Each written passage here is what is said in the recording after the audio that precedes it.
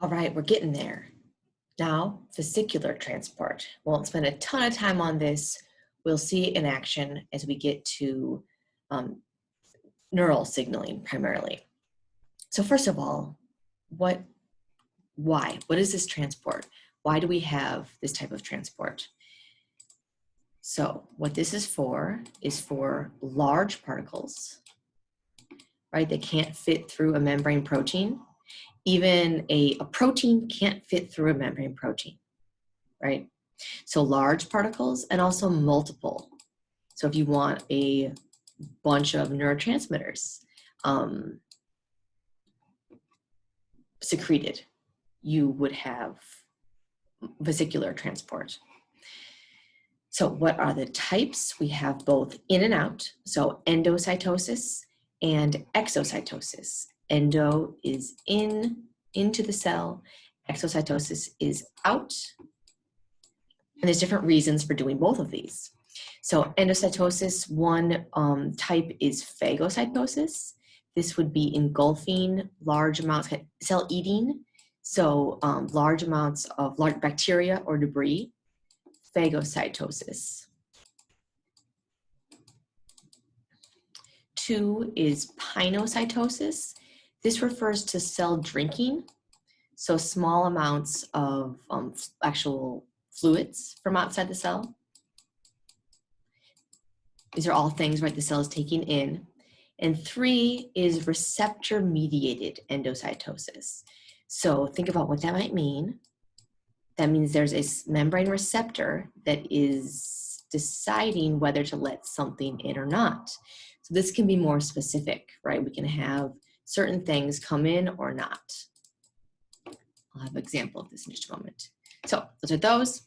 Exocytosis, this is either secretion or eliminating something. Eliminating something could either be waste products or something like hormones or milk from mammary glands.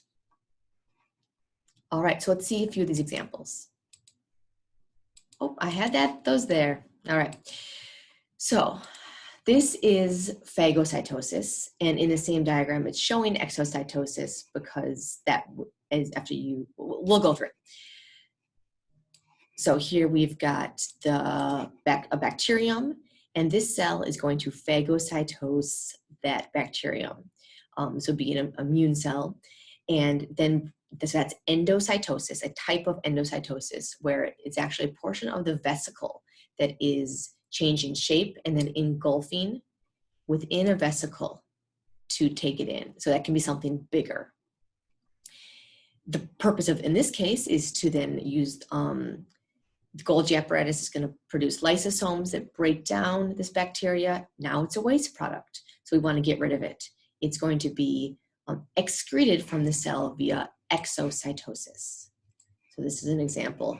And the thing to know here is that these layers here are all plasma membrane.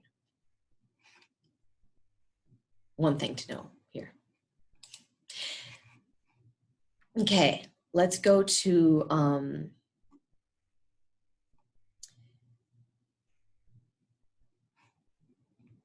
receptor-mediated endocytosis. That would be if we wanted something more specific. So that's what's shown here. The difference here, first of all, this is a nice image because it shows a real electron microscope image of the plasma membrane, and then it shows the formation of this vesicle.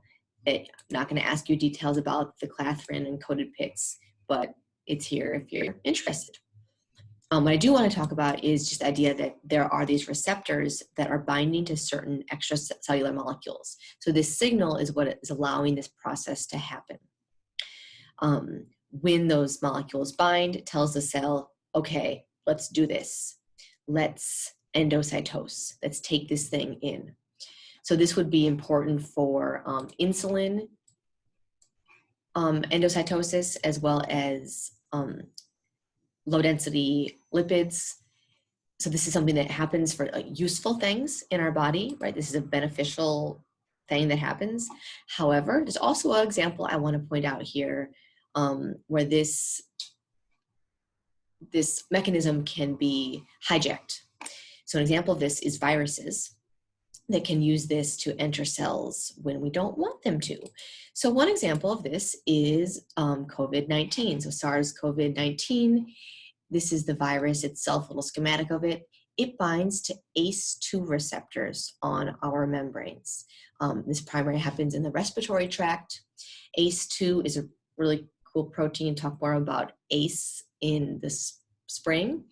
For now, the point is that it is on the plasma membrane. It's a receptor.